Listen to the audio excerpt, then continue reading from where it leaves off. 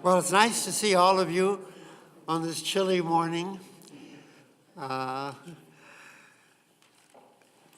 Today we're going to be discussing one particular role in Jewish life, or in biblical life, I should say, that's very typically Jewish. And that is the role of the prophet. The other major roles are really shared by all people. Every country had a king. Every country had a priest. But the prophet is uniquely Jewish. One of the things that Christine Hayes does that's very helpful to us is to describe the various nature of the prophet.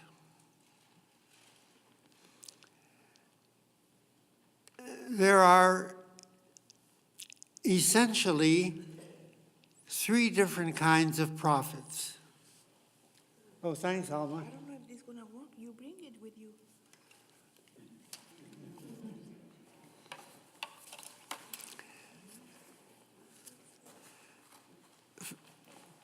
First of all, there is what's called... It's over here. I'm sorry. You don't have in your pocket? Sorry. No, I don't have the other. You here? You bring it with you. I don't have the other. And that one is not working? That one is not working? No. But you bring it with you, the other one. You took it with you, the other one, the black one. You took it. No, I didn't. But it's not on the table. It was on the table. Don't worry. Anyway, let's come back to this. The first kind is what's called the ecstatic prophet. Now, ecstatic means really what it says. The word ecstasy, unfortunately today, ecstasy is referred to drugs. But the end result is pretty much the same. In other words, when a person thinks and acts in an abnormal manner, fueled by powerful emotions, that's ecstasy.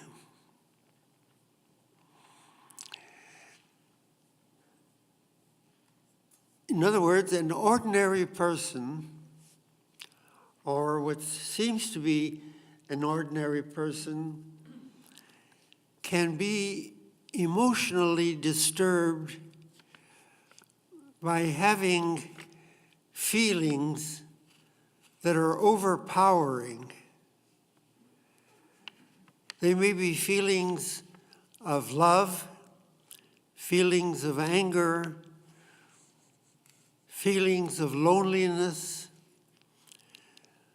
that prevent him or her from acting or thinking in what we think about as a normal behavior. So an ecstatic prophet can be anybody, rich or poor, learned or ignorant, who suddenly feels a powerful emotion, particularly if that emotion is regarded by that individual as a message from God.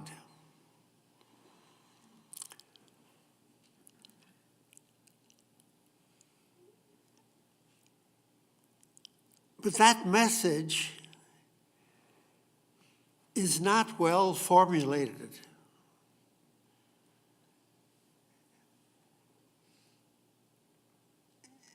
It's not constructed in such a way that he could actually write it out. But it's in his mind. Now let me give an example in the Bible. The Bible describes King Saul, for example, meeting and joining a group of prophets. These are people who go around and shout out what is ever on their minds, probably do a lot of singing and a lot of dancing, but incoherently. And he joined them. Something like what we think of as the whirling dervishes.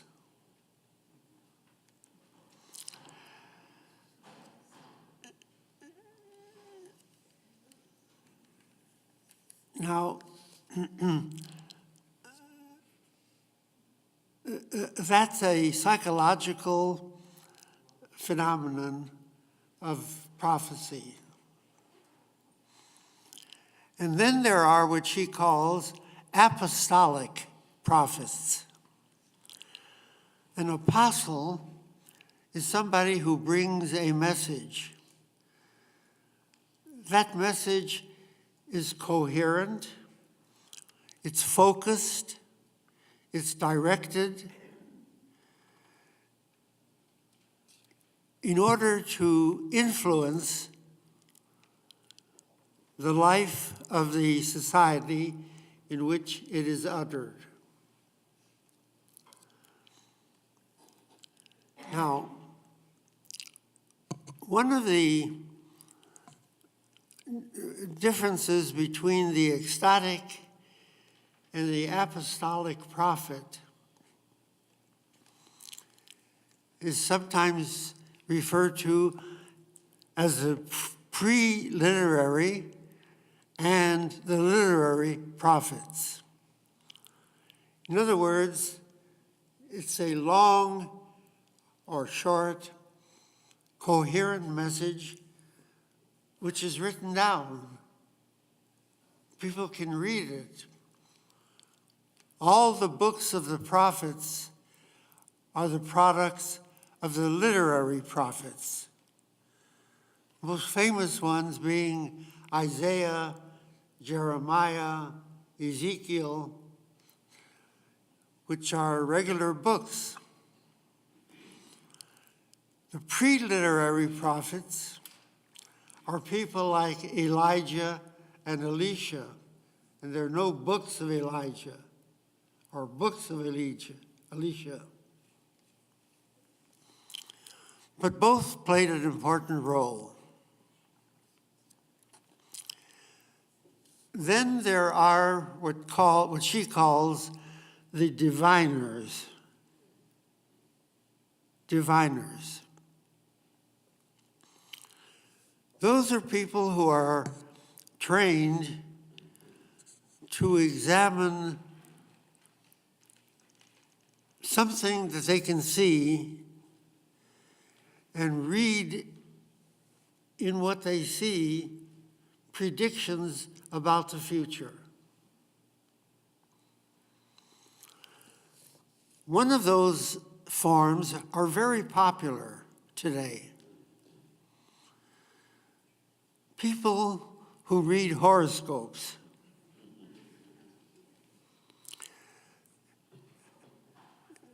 That, I don't know whether it still is, but it used to be a daily feature of the newspapers.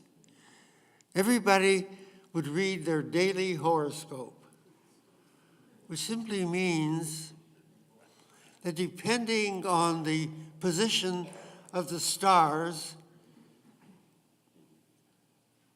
a prediction is made about what your day is going to be like.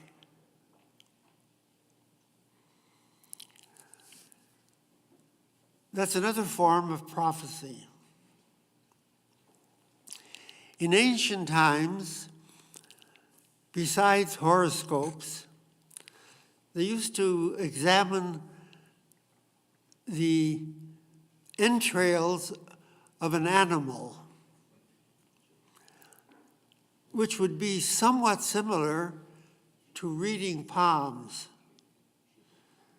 I mean, I've even seen here on the Beaverton-Hillsdale Highway signs of psychic readers, people who can predict by examining the creases in your palm what your future will be. That's another form of prophecy.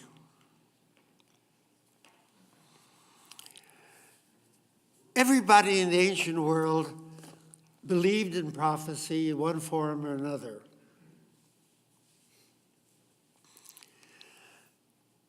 Kings used to employ prophets. They were part of the staff of the king. And whenever the king had to make a major decision, he would consult with the prophet. Should I raise taxes or lower them? Should I go to war or not go to war? Should I travel or not travel? Prophets were an important part of the entourage of rulers to advise them. Today, mostly we rely on committees to do that for the ruler. But it's the same role. Yeah, but you don't get anything done that way. What? You don't get anything done that way through committees. Right. Now, what's so unique about Jewish prophets then? What's unique about Jewish prophets is that the advice that they give, the words that they say,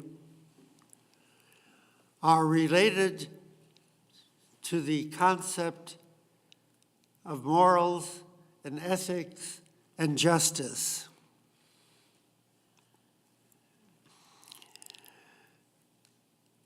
There are what is referred to in the Bible as true prophets and false prophets.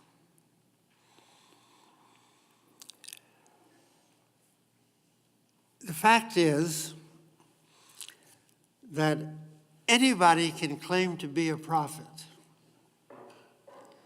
There are no schools for prophecy, no degrees.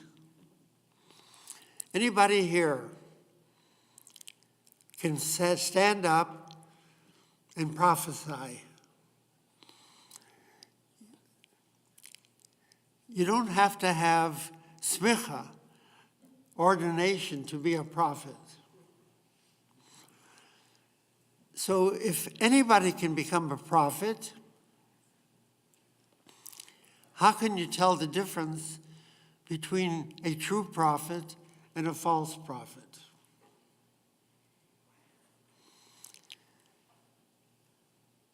And the answer is that you can't. In the same way,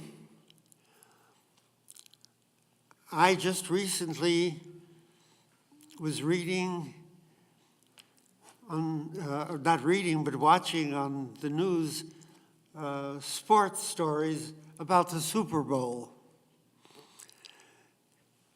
And you had one group of prophets that said that the Patriots would win, and another group of prophets that said that the Rams would win. How do we find out which was the true prophet? when the game is over. So if we have to wait till the game is over, what do you need prophets for? Or how can you rely on prophets? Well, that was a problem even in biblical times.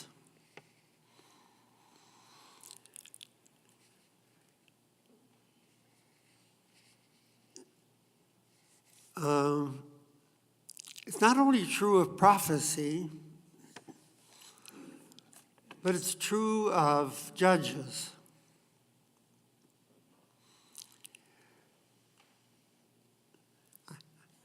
I remember very clearly in Israel,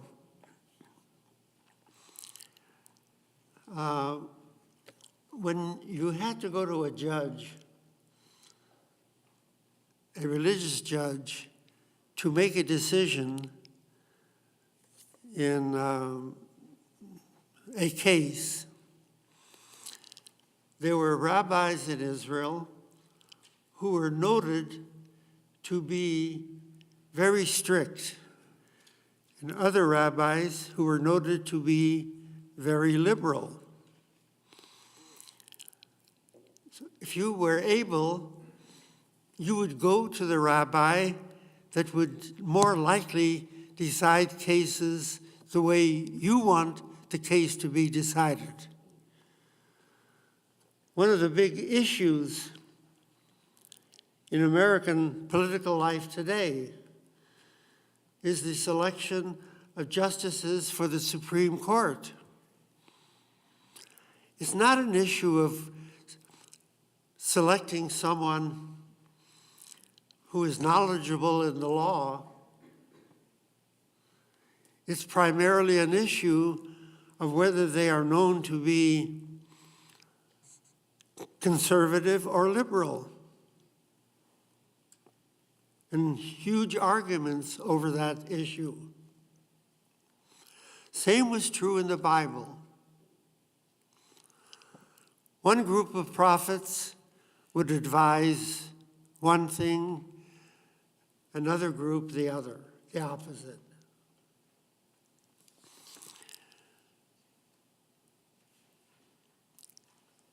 So a true prophet came to be regarded as anyone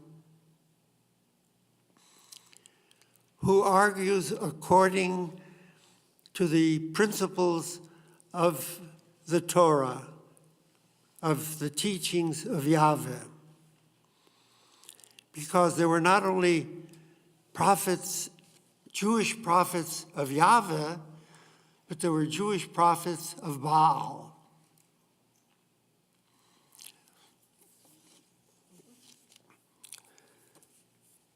So, and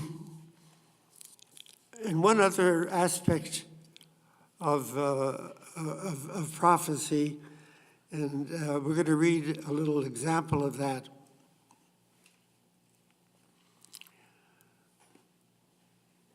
The prophets that we admire the most are the prophets who dared to criticize the king, who spoke in the name of Yahweh, even when it was a very unpopular position to take. Most prophets echoed the will of the king. Many of them, as I pointed out already, were actually hired by the king. And whatever they're going to prophesy is going to happen to be just what the king wants to hear.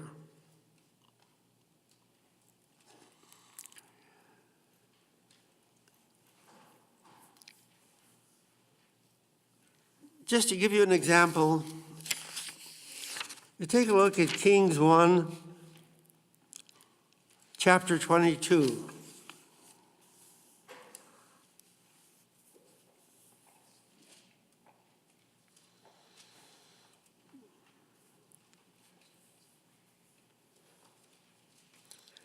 It happened in the third year that Jehoshaphat, king of Judah, came down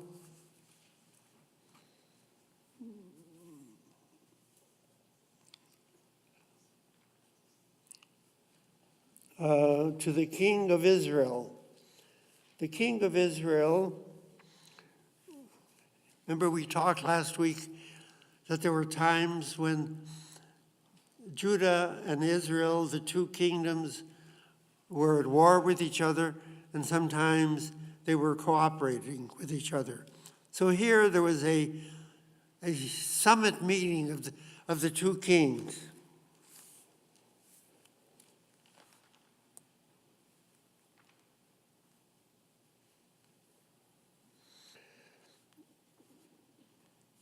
The king of Israel said to his servants, "Did you know that Ramoth Gilead belongs to us? Yet we have been lax in taking it from the king of Aram." He then said to Jehoshaphat, "Will you go with me to do battle for Ramoth Gilead?" That was a city, a small town on the border of the two countries, which was claimed by the Aramites, Aram. So Jehoshaphat answered the king of Israel, "I will be like you. My people shall be like your people. My horses shall be like your horses." Jehoshaphat then said to the king of Israel, "Inquire, please, today of the word of Hashem." In other words, talk to your prophets. The king of Israel gathered the prophets, 400 of them. It's a lot of prophets.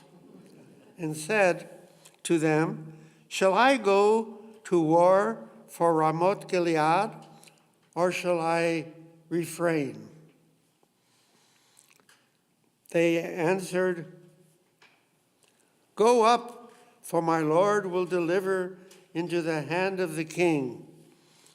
And Jehoshaphat said, "Is there no longer a prophet of Hashem of whom we may inquire?"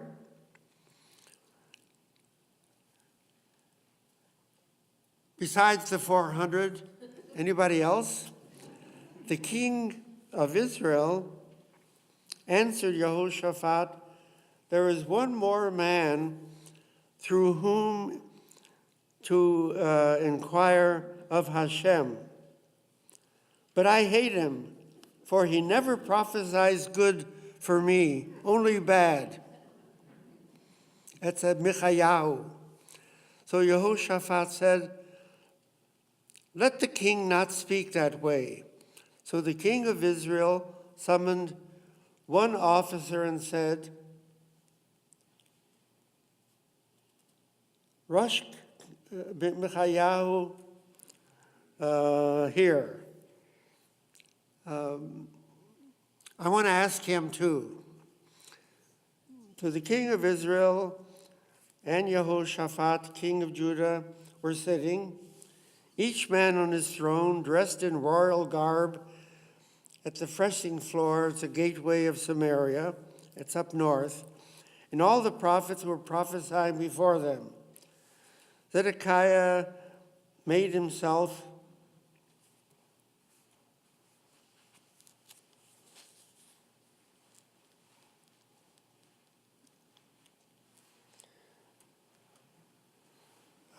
iron horns and said, "Thus said Hashem, with these you shall go, Aram, until they are obliterated."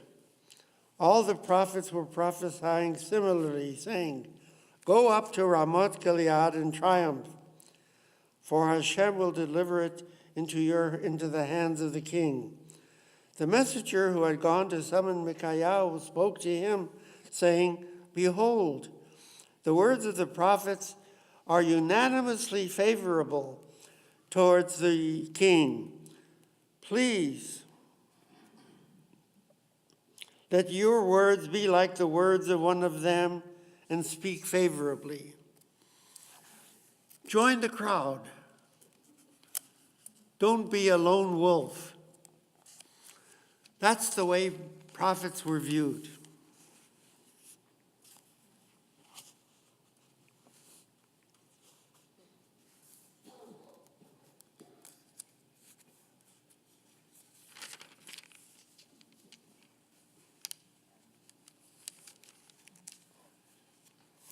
But Micaiah said, as Hashem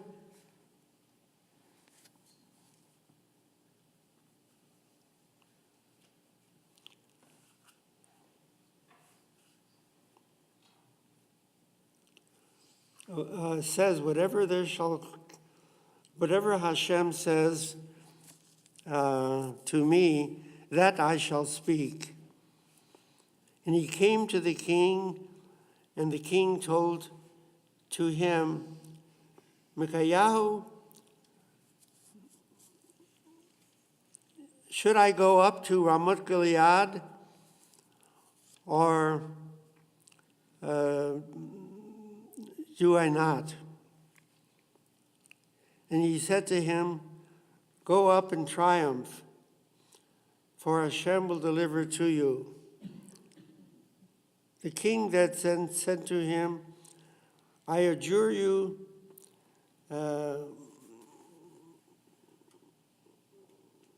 many times over what you speak, that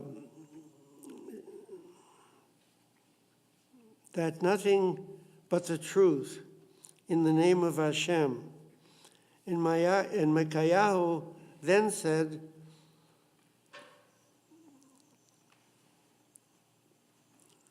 "I have seen all of Israel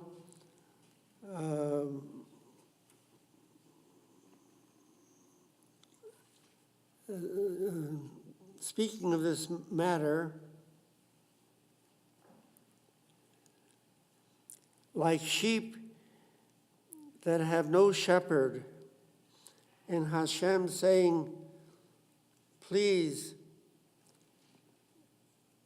have no masters, let each man go to his home and in peace."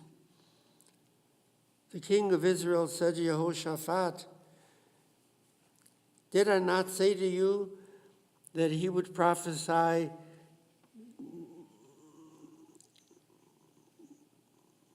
good for me, but only bad?"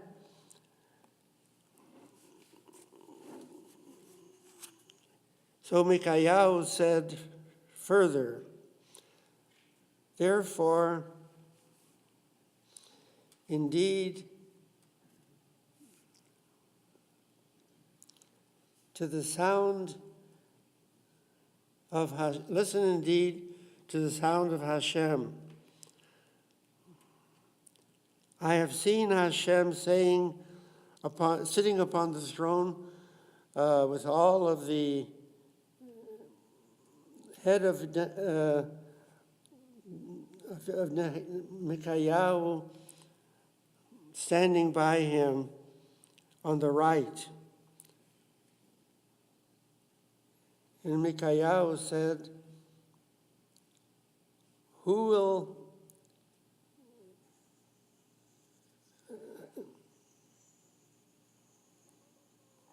will tell him and go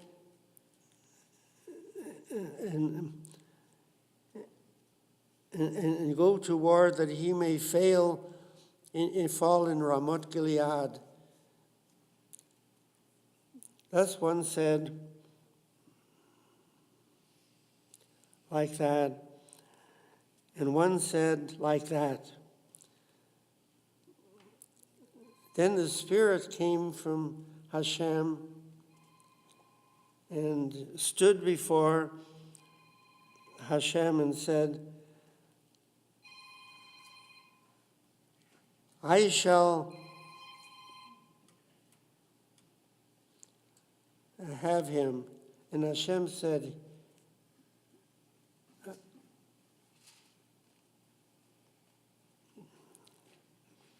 I will go out and be a spirit of falsehood in the mouths of all his prophets.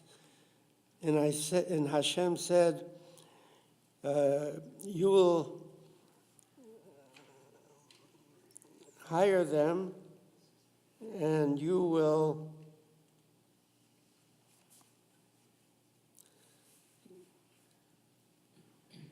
succeed. And now, behold, Hashem has put a spirit of falsehood in the mouths of all these prophets of yours.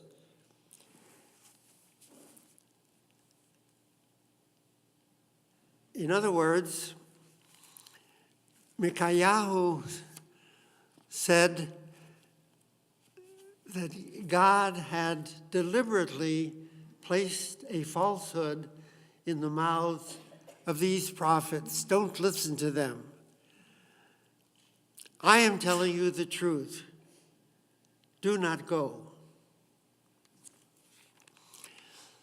You have a very clear picture here of the turmoil that the prophets created and making it so difficult for the person in power to make a determination as to what is the truth and what is not. I particularly wanted to point this out to you, how closely this parallels the turmoil that we are experiencing today. Who is telling the truth? Who are we to believe? Accusations are so rife about fake news leading us to a terrible sense of uncertainty as to how to act. What decisions are we going to make? How do we know what's true and what is false? So I wanted to point out to you that this is not a new problem. It was a problem that had exactly the same impact as what we find in the Bible.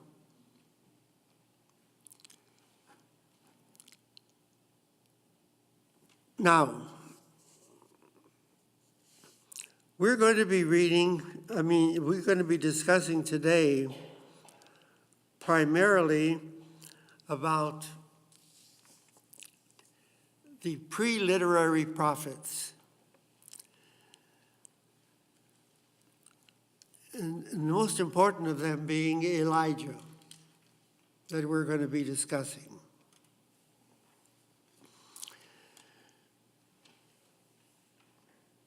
The importance of Elijah is really extraordinary in Judaism.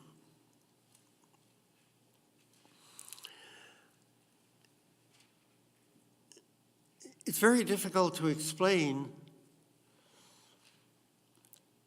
why Elijah is as significant a figure as he is.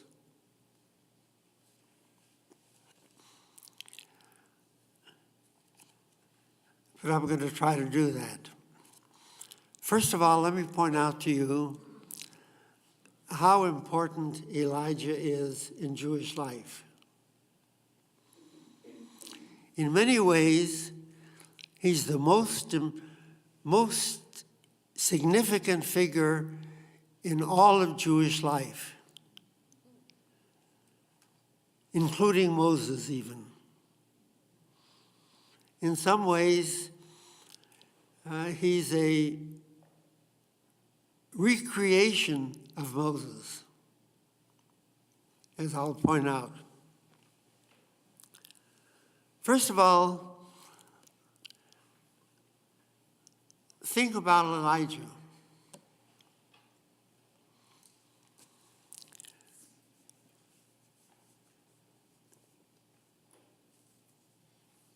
The most important day of the Jewish week is Shabbat.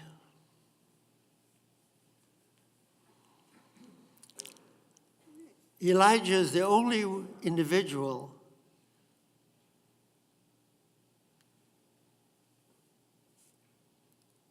who comes to our attention every Shabbat in the dramatic way in which he does.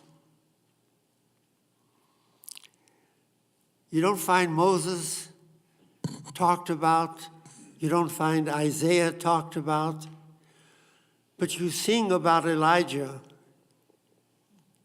every Shabbat.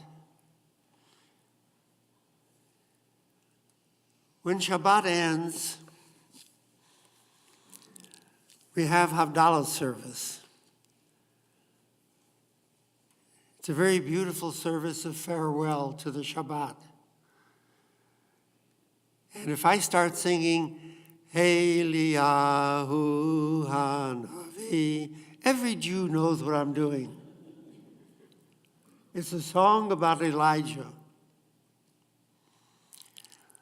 You know, one of the activities as a rabbi that I've cherished the most is being a rabbi at camp, celebrating with them Havdalah every Saturday night.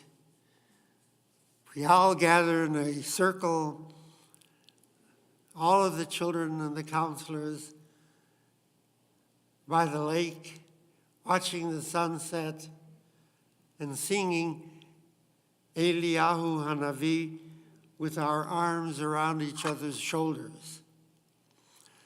There's a warmth and a joy that I know that campers remember for the rest of their lives. Eliyahu Hanavi, the key figure every Shabbat.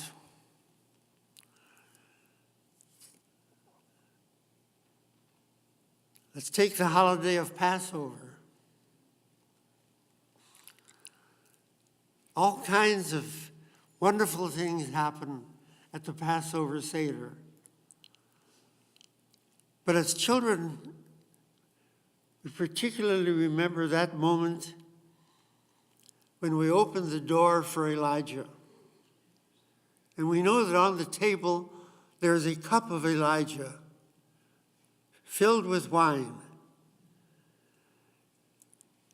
We used to look at that cup when the door was opened to see whether there was any movement in the wine.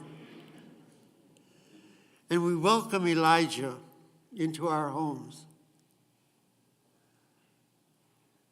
There's no other figure in Jewish life that we do that sort of thing on Passover.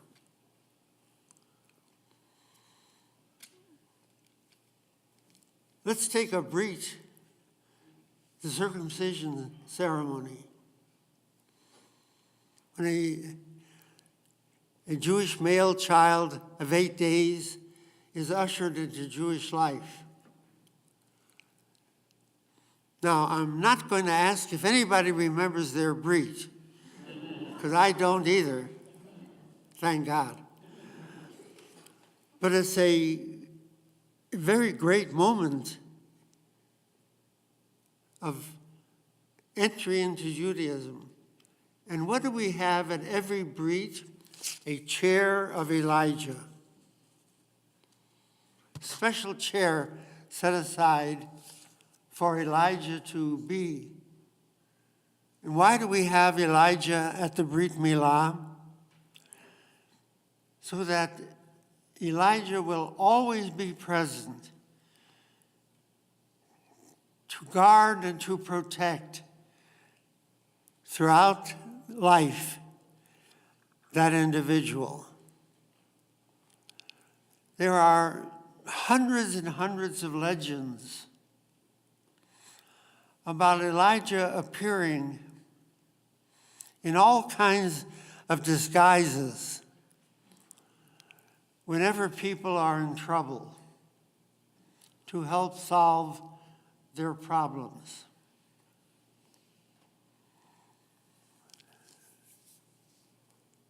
A very beloved individual to whom we turn for salvation, for assistance.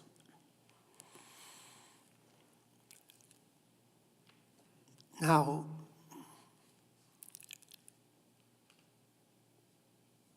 why is Elijah so important? Well, one reason, of course, is that Elijah fought a lone battle against Baalism and those who promoted Baal. Elijah was a resident of the northern kingdom of Israel. When he was most active, the king of Israel was Ahab, and his wife was Jezebel. Great supporters of the worship of Baal.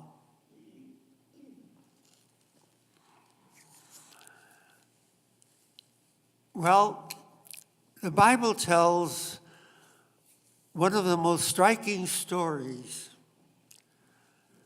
about justice in the story of King Ahab and the farmer of Naboth. King Ahab, of course, was king of Israel. Naboth was a farmer who kept a small vineyard,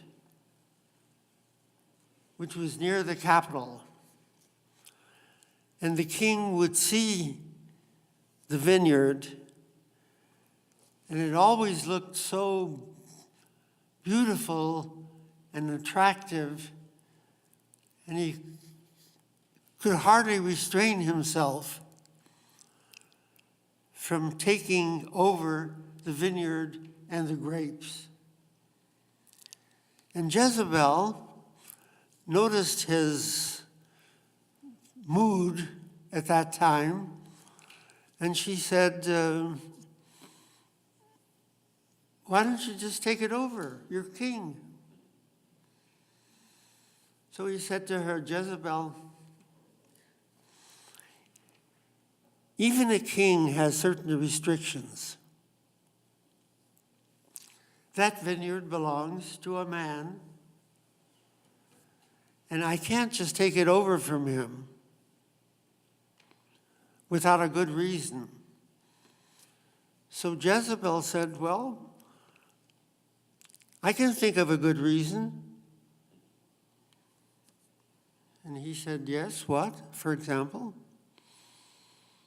He said, well, bring charges against that man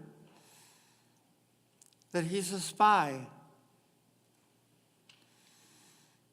So the king said, just like that?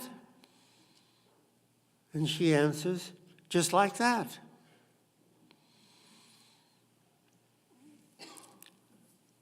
Brought charges against him that he's a spy. And since he was accused of being a spy, he was put to death when he was put to death, his property automatically becomes the property of the king. And she smiles. Honey, that wasn't so hard, was it? And he said, no, it wasn't, thank you. And then all of a sudden appears Elijah, the prophet, who charges the king with a terrible crime.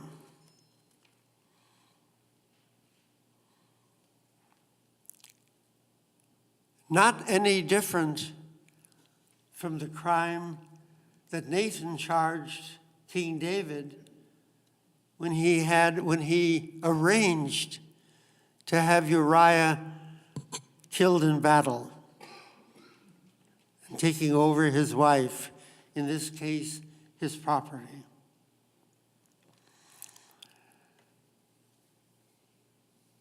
So Ahab was properly apologetic for doing that, but Jezebel was furious. And she sent soldiers to capture Elijah and to punish him. So Elijah fled.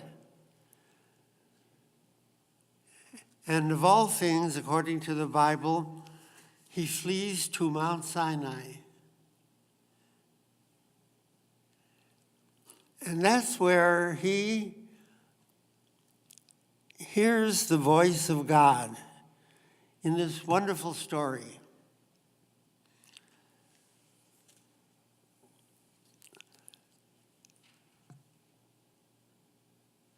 Thunder and lightning appear,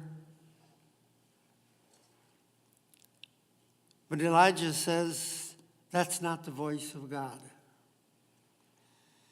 God is in a still, small voice.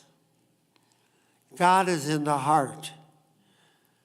God is not displayed like Baal in storm, but rather in the conscience, in the heart and the mind of a human being.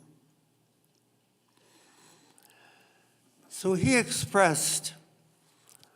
Elijah expressed the idea, in some ways, surpassing Moses himself.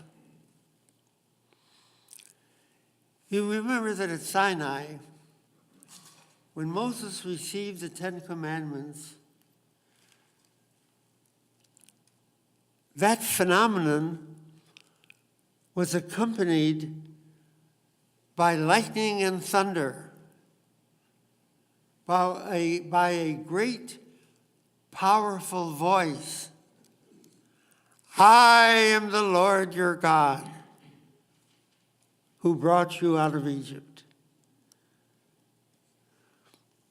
What Elijah expressed really became the essence of Judaism.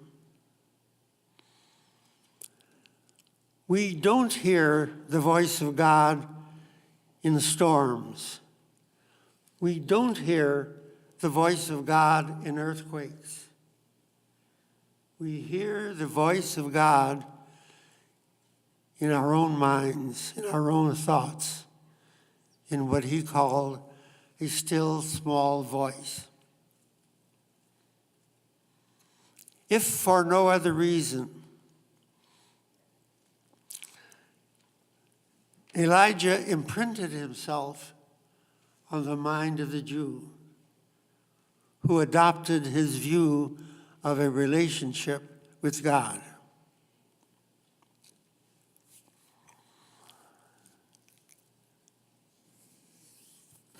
Then, of course,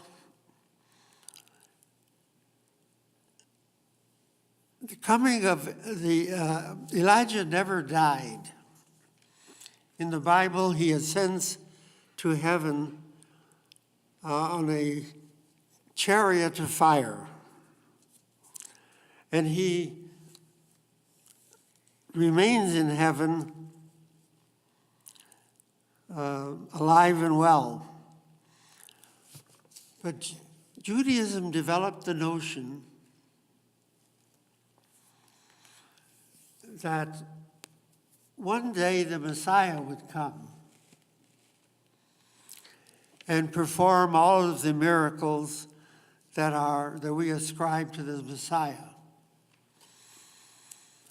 Now, the influence of the idea of a Messiah cannot be overstated.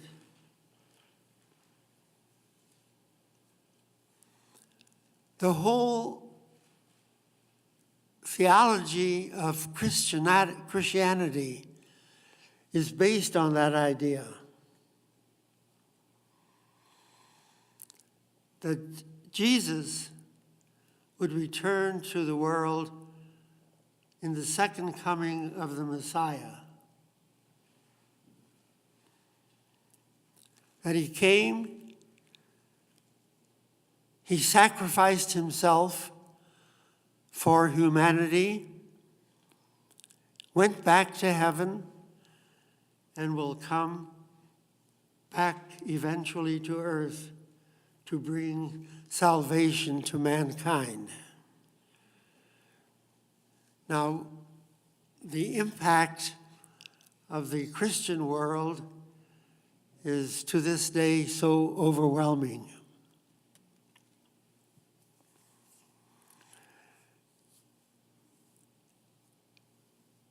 In Judaism,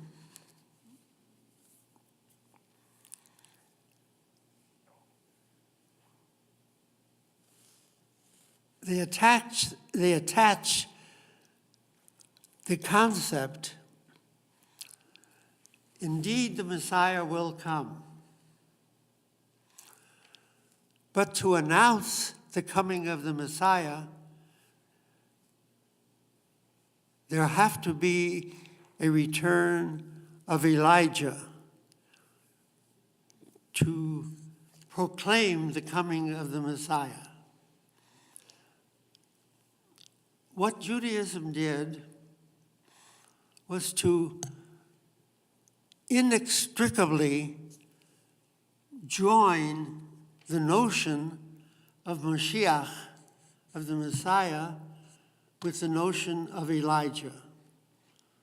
So that it's expressed in that song, Eliyahu Hanavi, because it goes on to say, Eliyahu Hanavi, Eliyahu Hatishbi, Eliyahu, Eliyahu, Eliyahu HaGiladi. That all tells where Elijah comes from. And then the next words are, Im Moshiach ben David, Im Moshiach ben David, with the Messiah. So you have this linkage of Elijah and the Messiah. Elijah of the still small voice and the Messiah. Elijah who dedicates himself to the performance of good deeds, to the protection of those who are in need of support. All of that becomes a unity, a oneness. And that's why he emerges in the way that he does in Jewish life that I just described.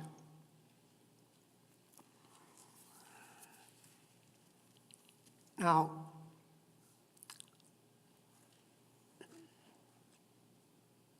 Elijah, as I indicated, made this indelible impression on Judaism.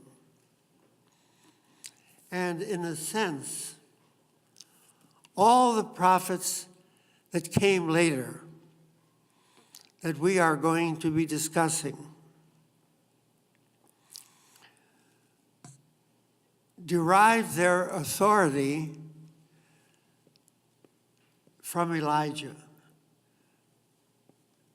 That just as Elijah emerged from the people, not anointed, not proclaimed the Messiah, not proclaimed the prophet, but one of the people who came to speak in God's name, that's what they are doing as well. So that eventually, and I'm speaking now about our own modern times, when we think about the biblical message that is still significant and meaningful, we are not really thinking and talking about the Mosaic period. We're not thinking about the period of David and the kings. We're really thinking about the prophets. And that's why, for example, on the walls of the United Nations, there is inscribed the words of the prophet Isaiah. They shall beat their swords into plowshares and their spears into pruning hooks.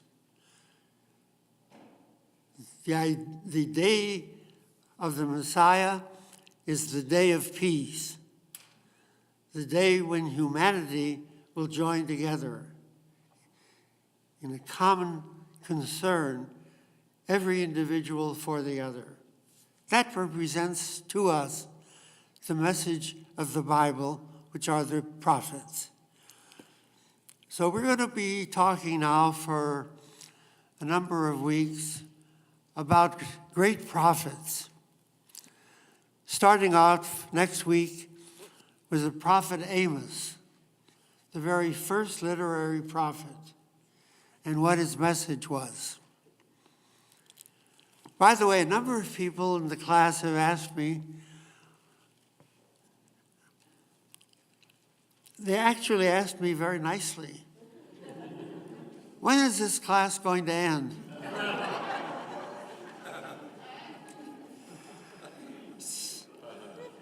So I checked. It'll end, as I see it, on April 25th. And then you'll be free to enjoy yourselves. But I've enjoyed it so far myself. Thank you.